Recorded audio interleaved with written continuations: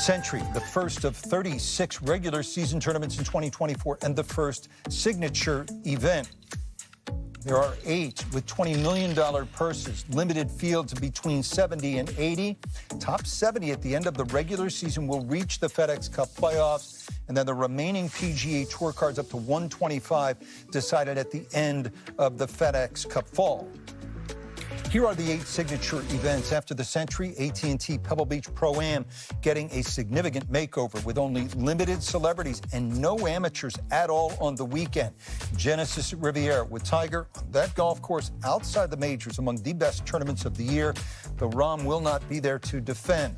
Arnold Palmer Invitational, presented by MasterCard, part of a big 2-week run with the players immediately following. The Masters rolls into Harbor Town, Wells Fargo early May into the PGA Championship in Valhalla, Memorial early June right to Pinehurst for the U.S. Open, and then it is the Travelers in Hartford. All of those big events, so you can see players will be ramping up for those huge 2- and 3-week chunks.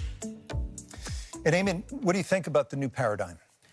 Well, this was going to be our reset season in a way, wasn't it? We get back to the calendar year schedule, but it was more than practical. It wasn't just a matter of dates. It was philosophical as well. This was going to be the year where the product surpassed the politics, and we were going to be back to knowing when the best players in the world were going to play. There was going to be a familiarity to it that seemed to have been lost over the years. And while we're going to have a lot of those elements that the ambition behind this new opening day schedule was motivated by, there's still a great deal of uncertainty because this might not be what the schedule looks like going forward. The negotiations that are currently happening now between the PGA Tour, between the Public Investment Fund of Saudi Arabia and the DP World Tour are going to determine what that schedule looks like. And it's going to have a lot of elements that we're not that familiar with right now. It's going to have team golf. It's going to have global stops where every stakeholder has to be touched on the head as this tour moves around the world. And we'll have the great events. We'll have the great PGA Tour events, the signature events.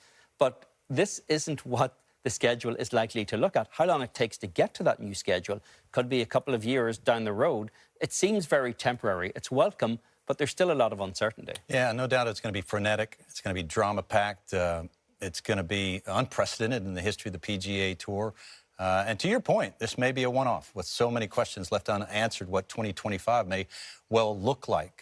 When you look at this schedule, in contrast to past years where you sort of build to a major championship. So 4 times a year, you're building, maybe to the players as well, and certainly to the FedEx Cup finale. But now you're going to have all of these crescendos, 8 different times you're going to go to these signature events. But the big question is, how are the events in between these signature events going to be diminished? Will they, in fact, be diminished? Because if you add up the signature events with the majors, with the players, with the Tour Championship, FedEx Cup playoff events, you got 16. Maybe throw in the Olympics, you got 17. Players are going to play 20, 25 events. So I don't really think the events that are falling in between these signature events are going to be as diminished as people think. And I think they will be drama-packed because there will be drama as to who's going to jump into and who's going to play their well into these signature events. But overall, you're going to have all these little crescendos all throughout the year.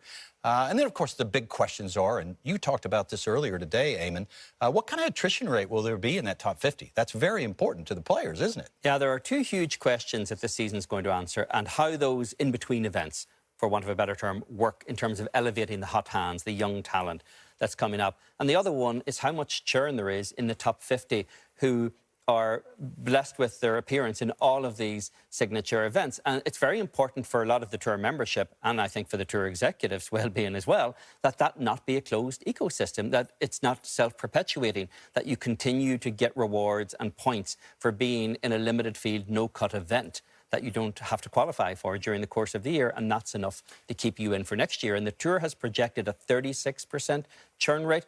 This might be the only area of golf where we can say that there is not enough turmoil, that we need more turmoil in that top 50. That's right, because, you know, when you look at it and you thought 10%, that wouldn't be enough. That'd be 5. 20%, that wouldn't be enough. So 36%, you're talking about somewhere between 15 and 20 players, just to illustrate the point that it is not a closed job, that it is a competition. And if that's the case, I don't really know where the criticism will fall about this year. So there should be some drama in those events that are not signature tournaments, correct? They call it the Swing 5. So the top 5 in FedEx Cup points in that cluster of what would be 2 or 3 tournaments between the signature events.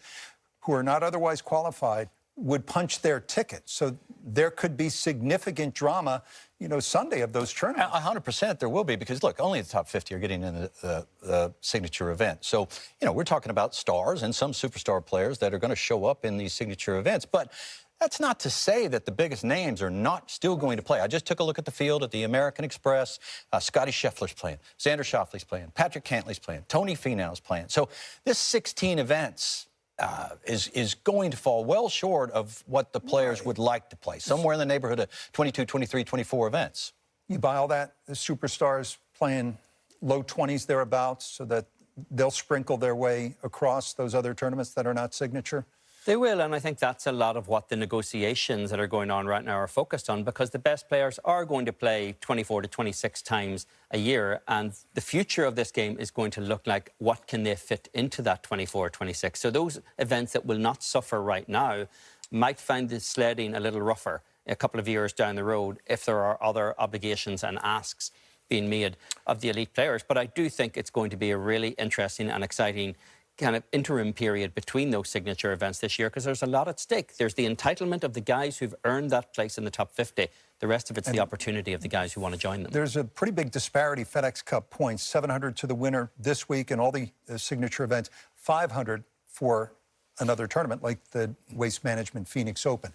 And that's another issue the Tour might face addressing with the membership later this year. The World Golf Rankings decided that the bottom 15% in limited field no-cut events will not get world ranking points.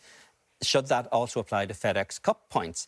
You have to be measured against the field that week in terms of your performance. And if you're collecting points by almost being like a live player at the bottom of the field and collecting a big check every week or collecting points, that's not going to sit well with a broader membership in terms of having the churn in this ecosystem. Well, welcome to the new PGA Tour, where the best players have never had a better time to play the PGA Tour, and there's going to be significant unrest amongst those players that are not towards the top of the leaderboard.